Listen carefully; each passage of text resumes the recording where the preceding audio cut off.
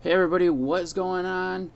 This is Buddy Blackford here with another fun After Effects CS6 tutorial. And in this tutorial, we're going to learn how to animate some more motion graphics like text and typography to make it come flying from off the screen into the screen, and how to do it correctly so it looks like appealing to the eye. So this is what we're going to make real quick, and I'll start from scratch and I'll delete this out and start from scratch. And it's just text that's flying in, and it's como estas, and you know the rest.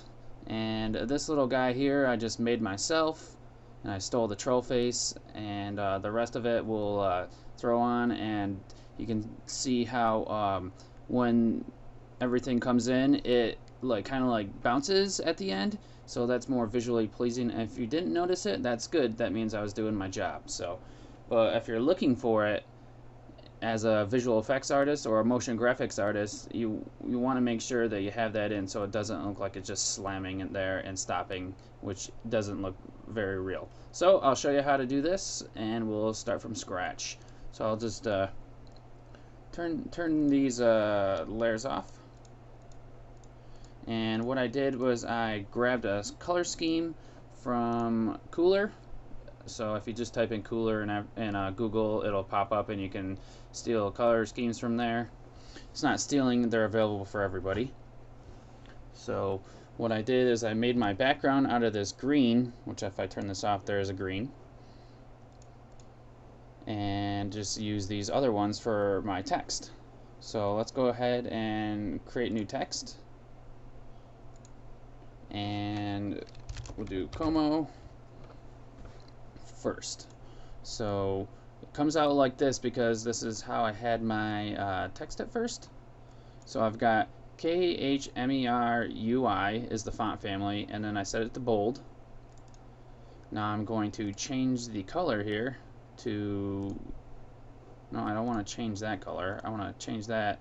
I want to change the fill color here to the orange, and then I'm going to change the stroke color to purple, and it kind of gives it like an outline more poppy effect with having the stroke color on there. And my stroke is, let's see what it's set to. My stroke is set to round. So you come down to line join and hit round, and it'll be set to round. If you have miter on, it's going to be square, and that doesn't really go with what I'm trying to do with the stroke and everything. So let's go back to round, and I'll click off. And what I'm going to do is duplicate this by holding, I'm going to delete everything else out of here that I don't want. Delete all that stuff. So I've got this here. I'm going to duplicate it and just bring it down, hold shift and bring it, drag it down. And this one's going to be estas. Como estas means what's up in Spanish. I'm going to make that a different color. Make that red.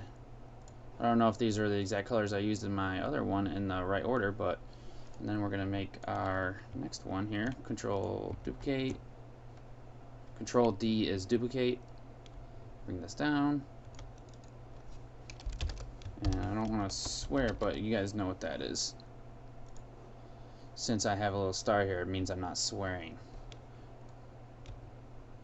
And then I'll highlight this and change the fill color here by using my dropper to this color up here. And hit OK. And then we've got our colors here. And now I can turn my color scheme off. And we've got our text here. Sorry for zooming in all over the place.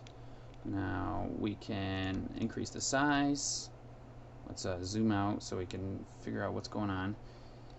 Increase the size here. That's probably good. I just increased the scale, and I did them all at the same time by selecting them all and increasing the scale, pressing S for scale. Let's move them all over at once to the right, because we know we're going to bring in our little Mexican guy. and bring these up. I'm going to hold shift and press the up arrow to go up incrementally here, and I'm going to do that same with this one, and I just went down 2 spaces each. Now let's bring in our Mexican guy here, and what I did is I just made this guy in Photoshop. I just found the troll face and just put a hat around him and drew a mustache on him. Let's bring him in, and we will scale this way down because it comes in huge. That's about good. And now it's time that we need to animate this. So we're going to animate this on the Z-axis in 3D space. So let's create a camera, layer, new camera, and the default 50mm is good for us. We're going to turn our layers into 3D layers now, so that's good.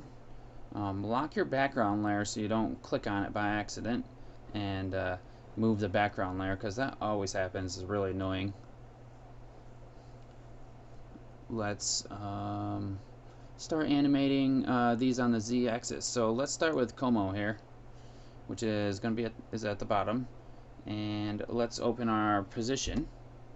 And we don't want to affect the X and Y at all. We just want to affect the Z. So what I'm going to do is click on position, then right click on it and click on separate dimensions. Now we don't have to worry about animating X and Y while the Z is being moved.